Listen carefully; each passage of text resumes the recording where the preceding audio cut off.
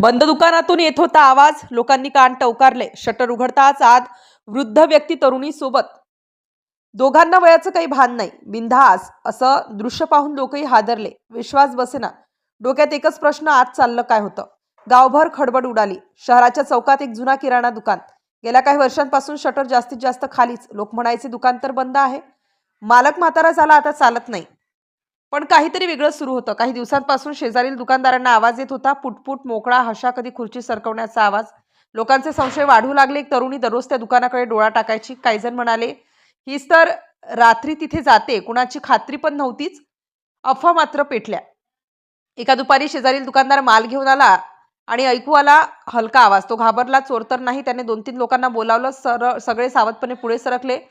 Shutter किंचित उघडं होतं. एक जण धाडस करून वर उचलून बघत म्हणाला, अरे, कुणीतरी आत आहे का? क्षणभर धक्का. सगळे धावत आले. शटर एकदम उचललं. लोक थिजले. आत एक वृद्ध माणूस, त्याच्याजवळ एक तरुणी. दोघेही सर्द झालेले, अचानक पकडले गेल्यासारखे. गावकऱ्यांना वाटलं हाच तो प्रकार. इथे काहीतरी बिनसलंय. कुणी शिव्या, कुणी तिरस्कार, कुणी फोनचे कॅमेरे, व्हिडिओ पसरला. वृद्ध व्यक्ती बंद दुकानात तरुणीसोबत पकडला. काहींनी तर हेडलाईन्स बनवल्या. गाव हादरलं. पोलीस आले. तरुणी घाबरलेली. वृद्ध व्यक्ती शांतपणे अवाक. लोक म्हणत होते, हे काय सुरू होतं? कशासाठी भेटत होते? दुकान बंद करून का?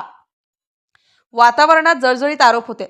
दोघांना वेगळं नेऊन विचारपूस सुरू झाली. शहरभर चर्चा. त्यांनी काय केलं असेल? किती दिवस चाललं असेल? लोकांच्या कल्पना आगासारख्या फैलवत गेल्या. पोलिसांनी स्वतः भेटून विचारलं खरं काय आहे, आणि मग सत्य बाहेर आलं. त्या तरुणीचं घर आर्थिक अडचणीत. ती कॉलेजमध्ये शिकत होती, पण शिकवणीचे पैसे नव्हते. हा वृद्ध व्यक्ती जुना दुकानदार नव्हता फक्त, तो निवृत्त शिक्षक होता. पूर्वी कॉलेजमध्ये गणित शिकवणारा. दुकान मागे त्याने एक छोटी खोली वर्ग म्हणून ठेवली होती, जिथे तो काही गरीब मुलांना मोफत अभ्यास शिकवायचा. पैसे न घेता, कुणाला सांगू नको म्हणून तो बंद शटर मागे शिकवण चालवत होता. कारण लोक हसतील, गैरसमज करतील असा त्याचा विश्वास. तरुणीचा आवाज थरथरत होता, मी इथे शिकायला येत होते. कोणालाही सांगायची भीती वाटत होती. वृद्ध माणूस शांतपणे म्हणाला, लोक काय समजतील म्हणून आम्ही हे गुपित ठेवलं. सगळे थबकले. जे दृश्य लोकांनी चुकीच्या नावाखाली पकडलं, ते प्रत्यक्षात शिक्षण आणि मदतीचं पवित्र नातं होतं. लोकांनी घाईत केलेले निष्कर्ष, फोन कॅमेऱ्यांनी वाढवलेलं नाटक, सोशल मीडियावरचा वणवा, सगळं फोड ठरलं.